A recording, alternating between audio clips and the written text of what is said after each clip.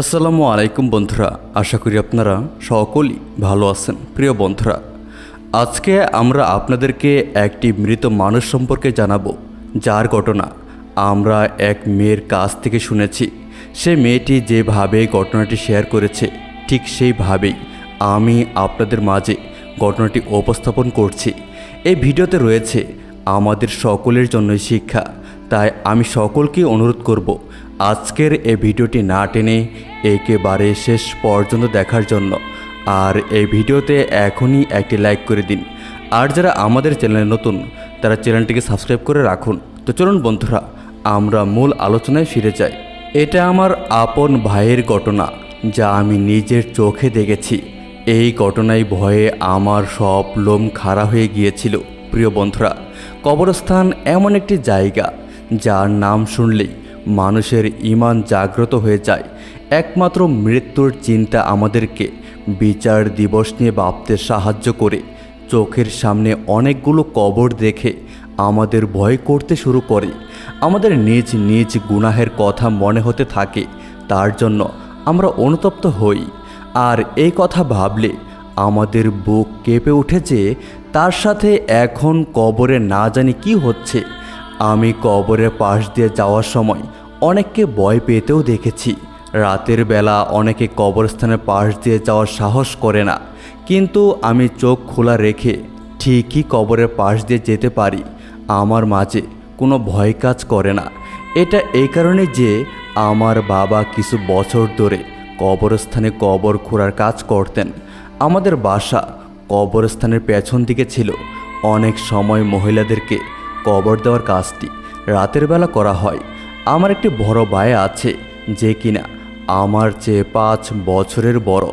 কিছু মাস আগে আমার সঙ্গে এমন একটা ঘটনা ঘটেছিল যা মনে পড়লে আমার গায়ে কাঁটা দিয়ে ওঠে, হৃদয়ে কম্পন হওয়ার অবস্থা হয়।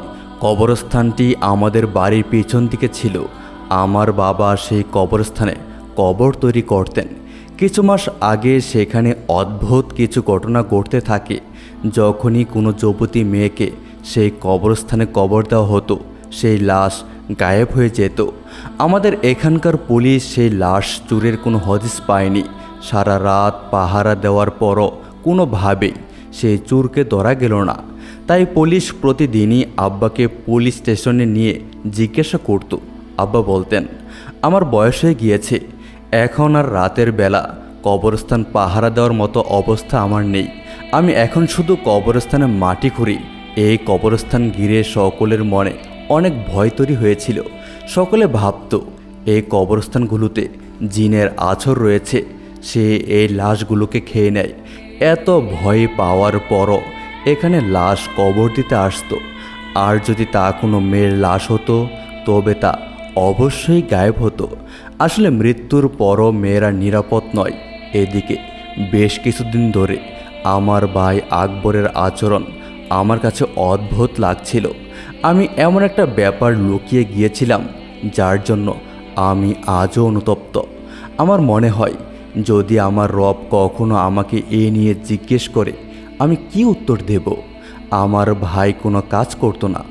আব্বা তাকে দোকানে বসালে সেখান থেকে সে বাড়িতে চলে আসে এবং বাড়িতে এসে বসে থাকে।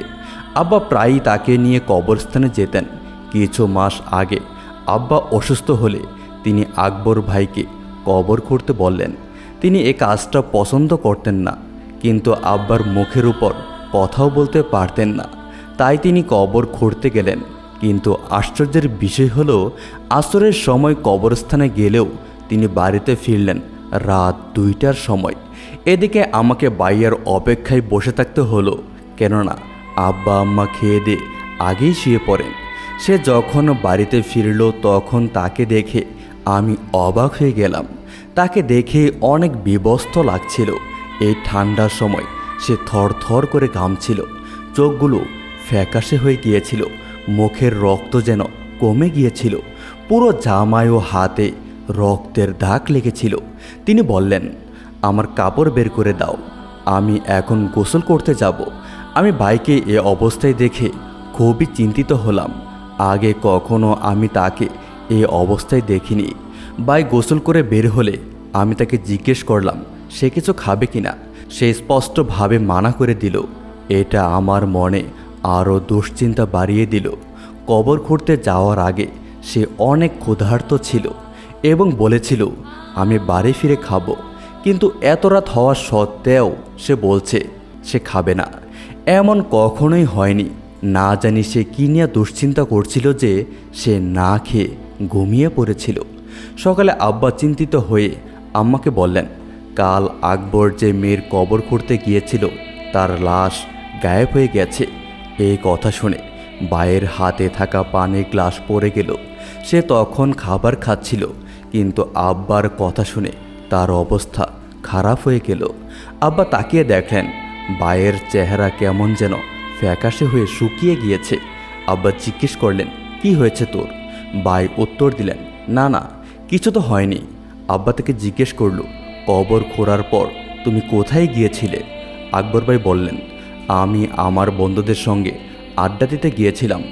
এমনিতেও তো আমার কবরস্থানে ভয় করে। আব্বা বললেন, তুমি কাজ শেষে বাড়ি ফিরে আসবে। আজকাল পুলিশ খুবই কড়া পাহারা দিচ্ছে। কবরস্থানের পাশে কাউকে ঢুকতে দেখলে তাকে ধরে নিয়ে যাবে। কিছুদিন পর এই ঘটনার আবারও পুনরাবৃত্তি ঘটল। ভাই আবারও দেরি করে বাড়িতে ফিরল। তার মুখে আগের দিনের মতো সেই ভীত স্বতন্ত্র ভাবটি নেই। পরের দিন সকালবেলা জানা গেল যে আবারও কবরস্থান থেকে লাশ চুরি হয়ে গেছে।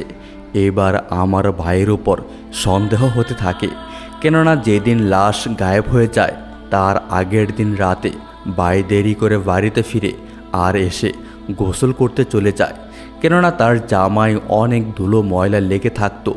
একদিন আমি ভাইয়ের আলমারিতে অনেকগুলো টাকা দেখতে পাই, যেখানে আমার বাবা কবরস্থানে কাজ করে সামান্য টাকা পেতেন। তা দিয়ে আমাদের কোনো রকমে টেনে টেনে দিন চলতো। এরপর থেকে আমার ভাইয়ের ওপর সন্দেহ হতে থাকে। এরপর একদিন আমার আব্বা একজন যুবতী মেয়ের লাশ দাফন করে আসে, কিন্তু রাতে ভাই চুপি চুপি বিছানা ছেড়ে উঠে গেল। আমার মন বলছিল ভাই নিশ্চয়ই কবরের দিকে যাবে। আমি চাদর গায়ে ভাইয়ের পিছু নিলাম। ভাই যতই কবরের দিকে যাচ্ছিল আমার মন ততই অশান্ত হয়ে উঠছিল।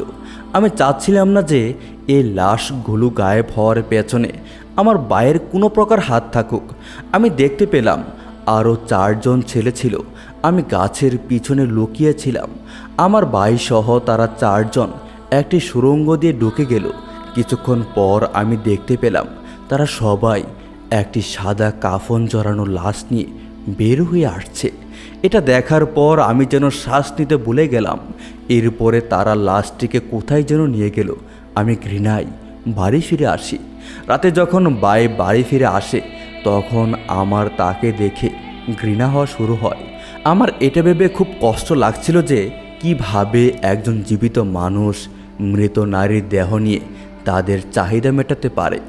একবার আমার মনে হলো পুলিশের কাছে এই খবিশদের ব্যাপারে নালিশ করি, কিন্তু আমি রক্তের বাঁধনের কাছে হেরে গেলাম।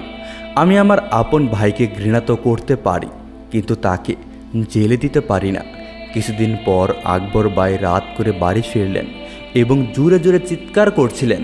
তিনি এত জোরে চিৎকার করছিলেন যে সকলেই সেটা শুনতে পেল।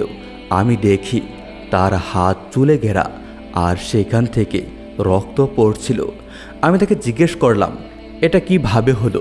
সে বলল, আমি কবরে হাত দিতে গিয়েছিলাম। হয়তো সে মৃতের আযাব হচ্ছিল, তাই হাত দিতেই সেখানে থাকা এক বিচ্ছু আমাকে কামড়ে দিয়েছে। ব্যথায় সে কাতরাচ্ছিল। তার চিৎকারে বাবা মা উঠে গেল। তিনি তাদের মিথ্যা বললেন যে কবর খুঁড়তে গিয়ে তার মানিব্যাগ কবরে পড়ে গিয়েছিল। তিনি সেটা আনতে গিয়ে কবরের মধ্যে হাত দিয়েছিলেন এবং তারপর এই অবস্থা হয়েছে। কিন্তু আমি তো জানতাম এটা কেন হয়েছে। আব্বা অনেক ডাক্তার দেখালেন, কিন্তু তার উপর কোনো ঔষধ কাজ করল না। এভাবে 4 দিন পর আমার ভাই মৃত্যুর কোলে ঢলে পড়ল। আমাদের মাঝে যেন কিয়ামত নেমে গেল।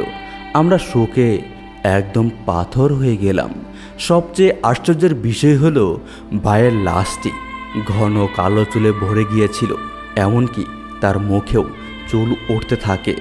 মানুষ আমাদেরকে ভাইয়ের আমল সম্পর্কে জিজ্ঞেস করার আগেই আব্বা তাকে গোসল দিয়ে জানাজা পরিয়ে কবর দিয়ে দিলেন। কিন্তু রাতে কবরস্থান থেকে চিৎকার বের হয়ে আসে যে আমাকে এখান থেকে বাঁচাও, এখানে আমি অনেক কষ্টে আছি। পুরো মহল্লা তার সেই আর্তনাদ শুনেছিল। দিন রাত্রি আর্তনাদ শোনা যেত। মানুষ ভাবত না জানি সে কী এমন গুনাহ করেছে যে এমন আযাব তাকে ভোগ করতে হচ্ছে। অনেকেই আম্মাকে জিজ্ঞেস করত যে আকবর এমন কী গুনাহ করেছিল যে তার এমন আযাব হচ্ছে। তখন আম্মা বলতো, আমার ছেলে তো বোকাশোকা ছিল, সে এমন কোনো পাপ করেনি। কিন্তু আমি তো জানতাম যে সে কি করেছিল। শেষমেশ মহান আল্লাহ তাআলার কাছে দোয়া রইল তিনি যেন আমাদের সবাইকে খারাপ কাজ থেকে বিরত রাখেন এবং ভালো কাজ করার তৌফিক দান করেন। আমিন। প্রিয় বন্ধুরা, মৃত্যুর পর মরদেহকে যেখানেই রাখা হোক না কেন কিংবা যেভাবেই রাখা হোক না কেন সে কবরের অধিবাসী হয়ে যায়। বদকার হলে তার উপর আযাব শুরু হয়ে যায়, আর নেককার হলে তার জন্য জান্নাতের আরাম আয়েশের ব্যবস্থা করা হয়। কবর মূলত কোনো গর্তের নাম নয়, বরং লাশকে যেখানে দাফন করা হবে সেটাই তার কবর।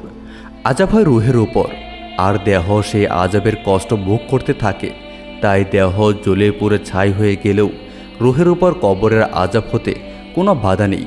আর কবরের আযাব হওয়ার জন্য লাশ অবিকৃত বাকি থাকা জরুরি নয়, বরং আল্লাহ তাআলা যেমন প্রথমে অত্যন্ত সহজভাবে দেহ সৃষ্টি করেছেন, তেমনি লাশের বর্তমান দেহ জ্বলে পুড়ে ভস্ম হয়ে গেলেও ওই ব্যক্তির দেহকে পুনরায় নতুনভাবে সৃষ্টি করে শাস্তি দেবেন। কবর হলো আখিরাতের প্রথম ঘাঁটি। হযরত উসমান রাদিয়াল্লাহু তাআলা আনহু যখন কবরের পাশে দাঁড়াতেন তখন এমনভাবে কাঁদতেন যে নিজের দাড়ি মোবারক ভিজে যেত। রাসূলুল্লাহ সাল্লাল্লাহু আলাইহি ওয়াসাল্লাম বলেছেন, মেরাজের রজনীতে আমি যত ভয়াবহ দৃশ্য দেখেছি তার মধ্যে কবরে আযাবই হচ্ছে সবচেয়ে ভয়াবহ। তিরমিজি শরীফ হাদিস নাম্বার 2308। কবরে আযাব সম্পর্কে অসংখ্য অগণিত আয়াত ও হাদিস রয়েছে, যা থেকে স্পষ্ট বোঝা যায় কবরে আযাব সত্য। এতে কোনো সন্দেহ নেই। কবরে আযাবের কিছু নিদর্শন মাঝে মধ্যে আল্লাহ পাক দুনিয়াবাসীকে দেখান, যার দ্বারা মানুষের আল্লাহর ওপর ইয়াকিন ও বিশ্বাস বেড়ে যায়। যেমন সাইকুল হাদিস আল্লামা জাকারিয়া রহমাতুল্লাহি আলাই ফাজাইলে আমল নামক কিতাবে একটি ঘটনা উল্লেখ করেছেন। এক ব্যক্তি তার এক আত্মীয়কে কবর দিতে যেয়ে টাকার থলি কবরে বলে ফেলে রেখে আসে। তারপর মনে পড়লে গোপনে কবর খুঁড়ে টাকার থলি আনতে গেল। গিয়ে দেখে কবরের মধ্যে আগুন দাউ দাউ করে জ্বলছে। এই আগুনই হলো কবরে আযাব। ফাজাইলে আমল। কবরবাসী যদি নেককার হয় তাহলে তার কবর হবে জান্নাতের বাগান, আর যদি বদকার হয় তাহলে তার কবর হবে জাহান্নামের গর্ত। কবরে আযাবের একটি সত্য ঘটনা বর্ণিত হয়েছে যে কাশফের অধিবাসী এক বুজুর্গ ব্যক্তি এক গ্রামে যান। তাকে দেখে সেখানকার লোক ওই বুজুর্গ ব্যক্তিকে বলল, হযরত, আমাদের এখানেই এমন একটি কলসি আছে, কোনো সময়ই তার পানি ঠান্ডা হয় না, সব সময়ই গরম থাকে। ব্যাপারটি কি তা আমাদের বোধগম্য নয়। তিনি বললেন, ঠিক আছে, কলসিটি আজ রাতে আমার কাছে রেখে যেও। লোকেরা কলসিটি এনে তার কাছে রেখে গেল। সকালে তিনি তাদের বললেন, এবার দেখো কলসির পানি ঠান্ডা হয় কিনা। দেখা গেল পানি ঠান্ডা হয়ে গেছে। লোকেরা আশ্চর্য হয়ে এর কারণ জিজ্ঞাসা করলেন। তিনি বললেন, এই কলসিটি এক মুর্দার মাটি দিয়ে তৈরি করা হয়েছিল, আর তখন সেই মুর্দাকে বর্জকে অর্থাৎ জাহান্নামীদের স্থানে আযাব দেওয়া হচ্ছিল। সেই আযাবের প্রতিক্রিয়া এই কলসির মাটিতেও ছিল। এই বিষয়টি আল্লাহ পাকের কুদরতে জানতে পেরে আমি মুর্দার জন্য মাগফিরাতের দোয়া করলাম। আল্লাহ তাকে ক্ষমা করে দিলেন। ফলে কলসি থেকে আযাবের প্রতিক্রিয়া দূর হয়ে গেছে। এ থেকে কবরের আযাবের অবস্থা কিছুটা আন্দাজ করা যায়। কবরে আযাবের সাপের কথা বর্ণনা দিয়ে একটি হাদিস বর্ণিত হয়েছে। রাসূলুল্লাহ সাল্লাল্লাহু আলাইহি ওয়াসাল্লাম বলেছেন, পাপীদের শাস্তি দেওয়ার জন্য কবরে এমন এক বিষাক্ত সাপ নিযুক্ত করা হবে, সেই সাপের বিষ তো দূরের কথা, তার নিঃশ্বাসেও এমন বিষ হবে যে দুনিয়াতে সে যদি একটি নিঃশ্বাস ত্যাগ করে তাহলে তার বিষক্রিয়ায় সব সবুজ গাছপালা মরে শুকিয়ে যাবে। পৃথিবীর মাটিতে কিয়ামত পর্যন্ত আর সবুজ গাছপালা গজাবে না। বেনামাজির কবরে কী ধরনের আযাব হবে এ সম্পর্কে হাদিস আছে। বেনামাজির কবরে 3 প্রকারের শাস্তি হবে। কবর তার জন্য এমন সংকীর্ণ হবে যে এক পাশের বুকের হাড় আরেক পাশে ঢুকে যাবে। তার কবরে আগুন জ্বালিয়ে দেওয়া হবে। তার কবরে এমন একটি সাপ নিযুক্ত করা হবে যার চক্ষু হবে আগুনের আর নখগুলো হবে লোহার। তার প্রত্যেকটি নখ লম্বা হবে একদিনের দূরত্বের পথ। সাপের আওয়াজ হবে বজ্রের নেই বিকট। হে আল্লাহ পাক, আপনি আমাদের সবাইকে ভালো পথে রাখুন। মৃত্যুর পর আমাদের সবাইকে কবরে আযাব থেকে রক্ষা করুন, আমিন। প্রিয় বন্ধুরা, এই ছিল আমাদের আজকের ভিডিওটি আপনাদের কাছে কেমন লেগেছে তা অবশ্যই কমেন্ট করে জানাবেন। ভিডিওটি ভালো লাগলে অবশ্যই ভিডিওতে একটি লাইক দিবেন এবং নিয়মিত আরও ইসলামিক ভিডিও পেতে আমাদের এই চ্যানেলটিকে সাবস্ক্রাইব করে পাশে থেকে বেল আইকনটি বাজিয়ে রাখুন। দেখা হবে আবার নতুন কোনো ভিডিওতে। সেই পর্যন্ত আপনারা সকলে ভালো থাকবেন, সুস্থ থাকবেন এই প্রত্যাশায় আজকের মতো বিদায় নিচ্ছি। আল্লাহ হাফেজ।